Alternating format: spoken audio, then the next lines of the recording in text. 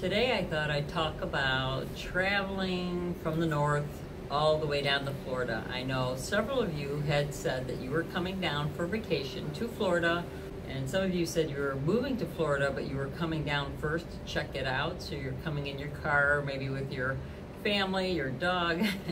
So it's a long road trip if you're coming from the Northeast or Ohio, Michigan, anywhere up that way, or if you're coming out from the west. That's a long road trip to get to Florida, especially if you're heading to South Florida.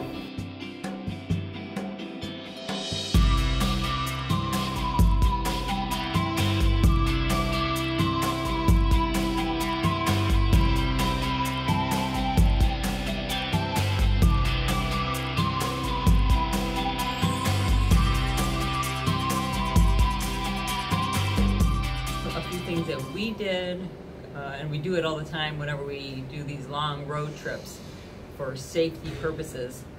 I think if you're not prepared, you can get yourself into a lot of trouble, and it's such a pain, especially when you have kids and a dog, and it could just get very stressful.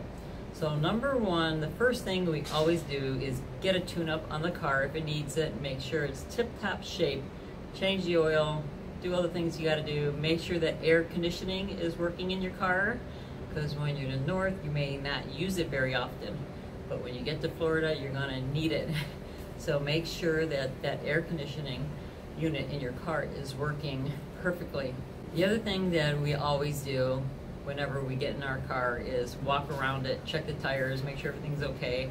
Our car has a little monitor inside saying if a tire is low or not. Call me old-fashioned, I still like to look with my own eyeballs. I walk around the car. It takes me 2 seconds and I feel better. I get in the car. The other thing too is you want to call your car insurance company to make sure that you're fully insured, because if you're only covered for a certain amount and you get into an accident and it doesn't cover everything, do you have enough cash, credit cards, something to cover that? Because things can happen and then you're far away from home and your car's not running, so you have to make sure that you have enough money to cover whatever your insurance does not. So you may assume your insurance covers certain things on your car and it very well may not, so triple check your insurance. And sometimes for a few bucks more you can get more coverage, so take a look at that. The other thing is health insurance. Check to see what it covers. If you're out of your state, does it cover? Are there only certain doctors you can go to? If you have to go to a doctor that's not in your list of doctors and hospitals you can go to, are you going to have to pay out of pocket? Do you have the money to pay for it?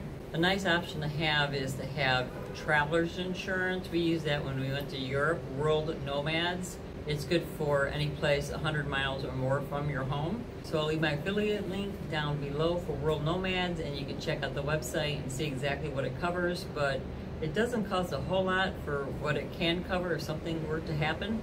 Before you leave to go on vacation, or even if you're moving, whatever the situation may be, call your banks, call your credit card companies, and tell them that you will be traveling out of your area, so your debit card, credit card works, because they may think that your card was stolen if all of a sudden, if you're from Ohio and you're in Orlando at Disney World spending like crazy, and they're like, well, we're gonna stop this from working, or you're just trying to get gas.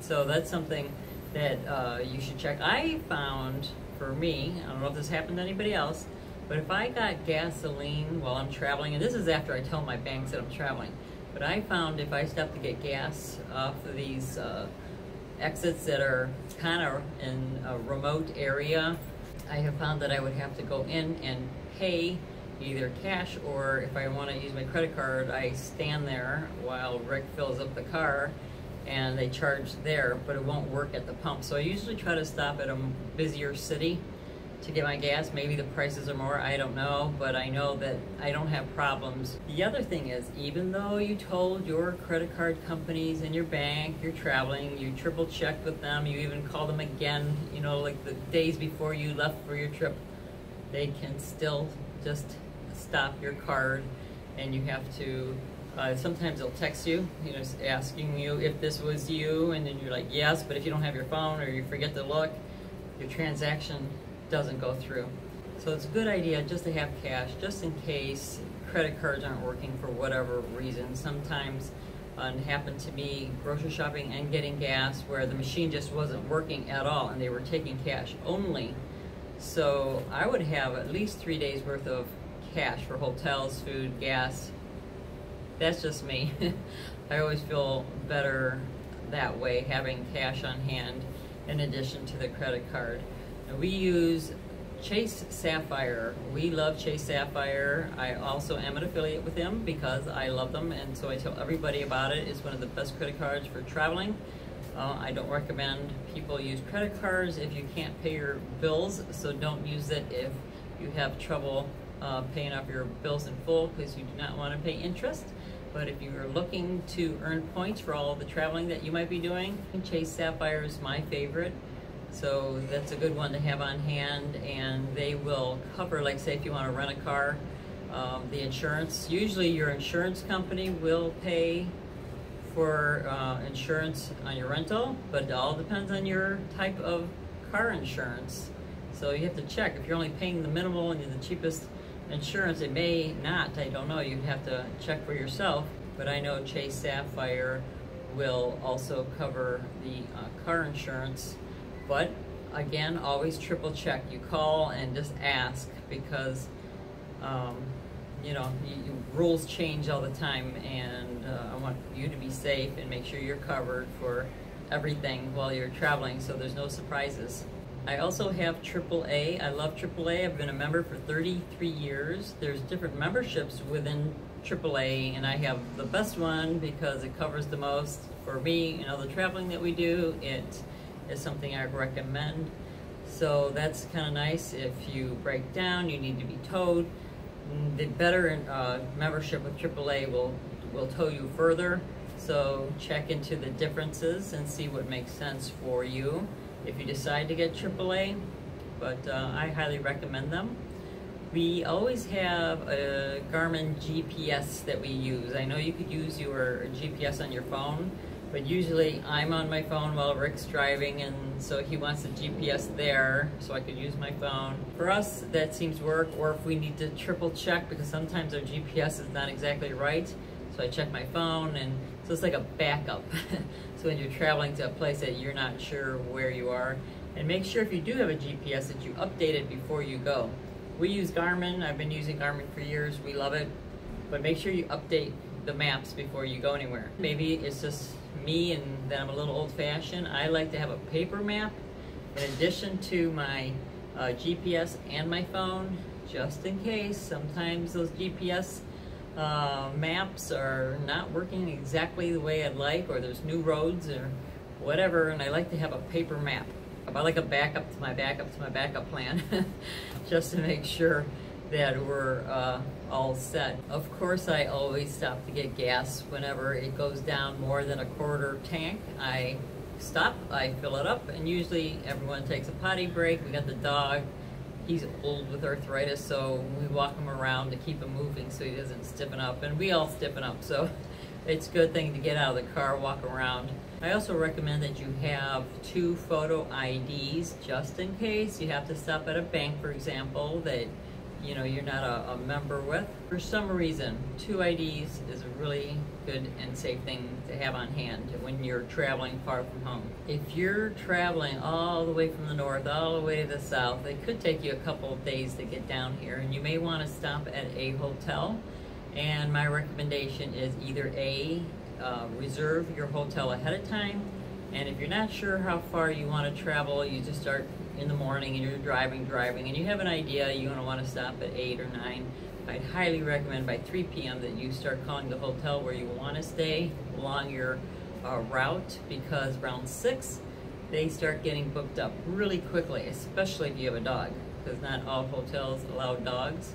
I prefer to stay in one hotel or 2 hotels, because the more you use a hotel, the more points you get. So make sure you have a membership for all these hotels that you stop at, because you never know when you're going to use them again, and you want to accumulate those points. And if you like the hotel, stay at the same hotel.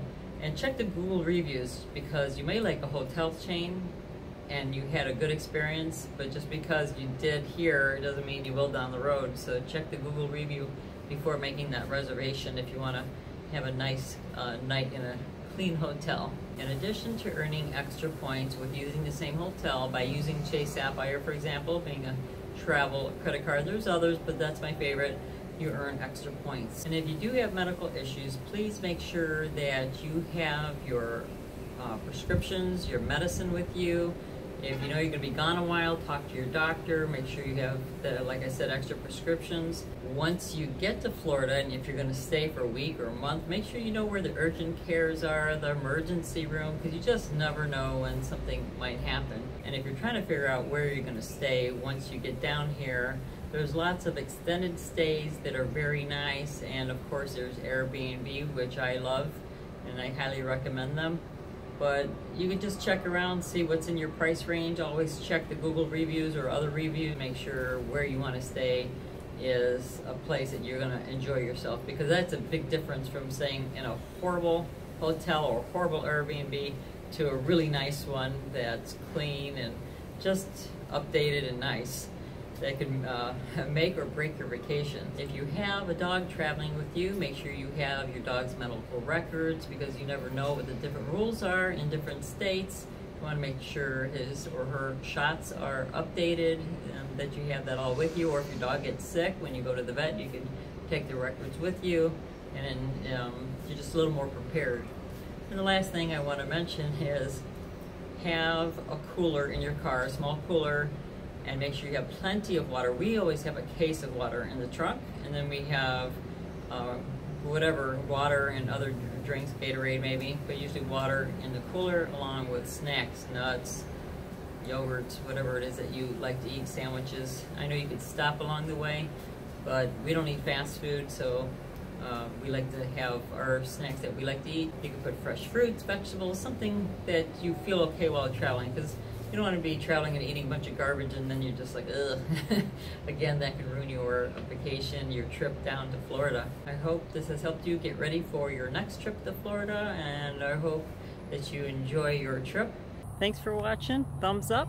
Don't forget to subscribe, and don't forget to live a passionate life.